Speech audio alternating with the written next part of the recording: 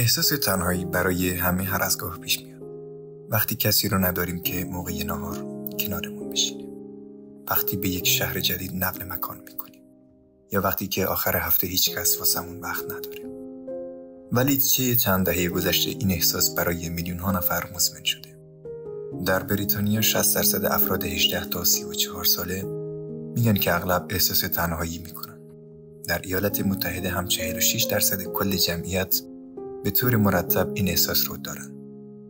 ما در دوره‌ای زندگی میکنیم که بیشتر از هر زمان در طول تاریخ بشر به هم متصل هستیم و با این وجود رقم بی‌سابقه‌ای از ما احساس انزوا داریم. تنها بودن و احساس تنهایی دو چیز متفاوت است. ممکنه شما در خلوت خودتون سرشار از ضعف باشین و از هر ثانیه که توسط دوستانتون احاطه میشین متنفر باشین. احساس تنهایی یک تجربه تماماً درونی و فردیه. یک کلیشه رایج که اینه که تنهایی فقط واسه آدم‌هایی پیش میاد که نمیدونن با دیگران چطوری صحبت کنن یا اینکه جلوی بقیه چطور رفتار کنن. اما مطالعات جمعیتی نشون داده که مهارت‌های اجتماعی در عمل هیچ تفاوتی در ارتباط اجتماعی افراد بالغ ایجاد نمی‌کنه. هر کسی میتونه دچار احساس تنهایی بشه. پول، شهرت، قدرت، زیبایی، مهارت‌های اجتماعی، شخصیت عالی، هیچ کدوم نمیتونن از شما در مقابل احساس تنهایی محافظت کنن. چون این احساس بخشی از بیولوژی شماست. احساس تنهایی یک کارکرد فیزیولوژیک بدن هست، مثل گرسنگی. گرسنگی باعث میشه که توجهتون به نیازهای جسمیتون جلب بشه. احساس تنهایی هم توجه شما رو به نیازهای اجتماعیتون جلب میکنه. بدن شما به نیازهای اجتماعیتون اهمیت میده چون میلیون ها سال قبل نقش تعیین کننده‌ای در نقش بقای شما داشته. مغزهای ما رشد کرد و بیشتر و بیشتر خودش برای تشخیص افکار و احساسات دیگران و تشکیل و حفظ پیوندهای اجتماعی تنظیم شد. اجتماعی بودن تبدیل به بخشی از بیولوژی ما شد. شما در گروه‌های 50 الی 150 نفره به دنیا می اومدید و معمولاً باقی عمرتون رو در همان گروه می‌گذرونید. دریافت کالری کافی، امنیت، مراقبت از فرزندان به تنهایی عملاً ناممکن بود. با هم بودن به معنای بقا و تنها بودن به معنای مرگ بود. بنابراین این که بتونین با بقیه روابط خوبی داشته باشین بسیار ضروری بود. همه‌گیری تنهایی که ما امروزه شاهدش هستیم در اصل در اواخر دوره رنسانس شروع شد. فرهنگ غربی شروع به تمرکز روی فرد کرد. روشنفکرها از جمع‌گرایی قرون وسطا فاصله گرفتند و الهیات نوپای پروتستان به اهمیت مسئولیت فردی تأکید می‌کرد. این روند طی انقلاب صنعتی شتاب گرفت. مردم روستاها مراتعشون رو ترک کردند که تو کارخونه‌ها کار کنند. اجتماع‌هایی برای صدها سال وجود داشتند که کم کم ناپدید و شهرها بزرگتر شدند. امروزه ما واسه شغل‌های جدید، عشق و تحصیل فواصل زیادی جابجا میشیم و حلقه اجتماعیمون رو رها میکنیم. آدم‌های کمتری رو به صورت رو در رو میبینیم. اغلب افراد به صورت اتفاقی دچار تنهایی مزمن میشن. شما به بزرگسالی میرسید، سرتون شلوغ میشه و به کار دانشگاه، روابط عشقی بچه‌ها و راحت ترین چیزی که میشه فدا کرد وقت گذروندن با دوستان. تا اینکه یک روز پا میشین و متوجه میشین که احساس انزوا میکنه. شدیداً دلتان روابط نزدیک میخواد، ولی به عنوان یک بزرگسال پیدا کردن روابط نزدیک سخته و اینطوریه که تنهایی مزمن شروع میشه. مطالعات در مقیاس بالا نشان داده استرسی که از تنهایی مزمن ناشئ میشه یکی از ناسالم‌ترین چیزهایی است که ما آدم‌ها میتونیم تجربه کنیم. فرایند پیری رو تسریع میکنه، سرطان را کشنده تر میکنه، باعث میشه آلزایمر سریعتر پیشرفت کنه و سیستم ایمنی ضعیف‌تر. تنهایی 2 برابر چاقی و تقریباً به اندازه روزی یک بسته سیگار کشنده است. خطرناکترین ویژگیش هم اینه که وقتی مزمن شد خودکفا میشه. دردهای فیزیکی و اجتماعی سازگار مشترکی توی مغز دارن. هر دو به عنوان یک تهدید تلقی میشن و بنابراین وقتی دچار درد اجتماعی بشین منجر به یک رفتار دفاعی فوری میشه. وقتی تنهایی مزمن میشه مغز میره توی یک حالت خود نگهدارنده.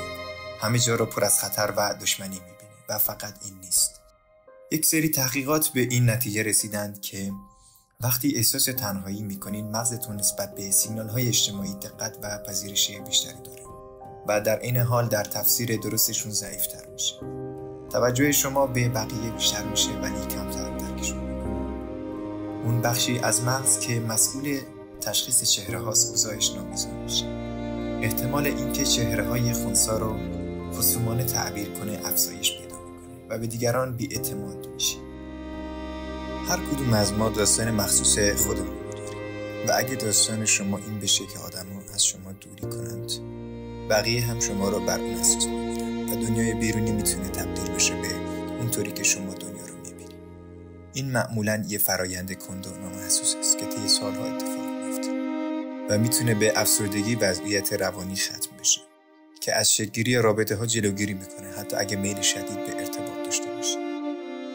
اولین کاری که برای رهایی از این وضعیت میتونین بکنین اینه که بپذیرین حس تنهایی کاملا یه حس نرمال هست و شرم‌آور نیست.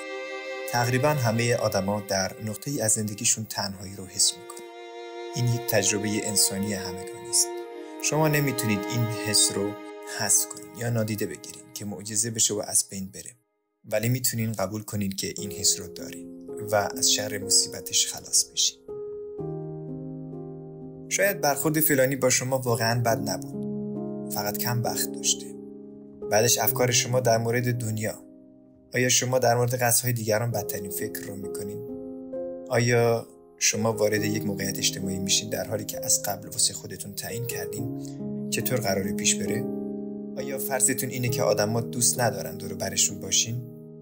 و اگر چنینه شما باید یک طوری دیگر عمل بکنید. میتونین یک بار فرض کنین که آنها بر علیه شما نیستن. میتونین ریسک کنین که یک بار دیگر حرف دلتون رو بزنین و خودتون رو در معرض آسیب قرار بدین. و در آخر رفتار شما.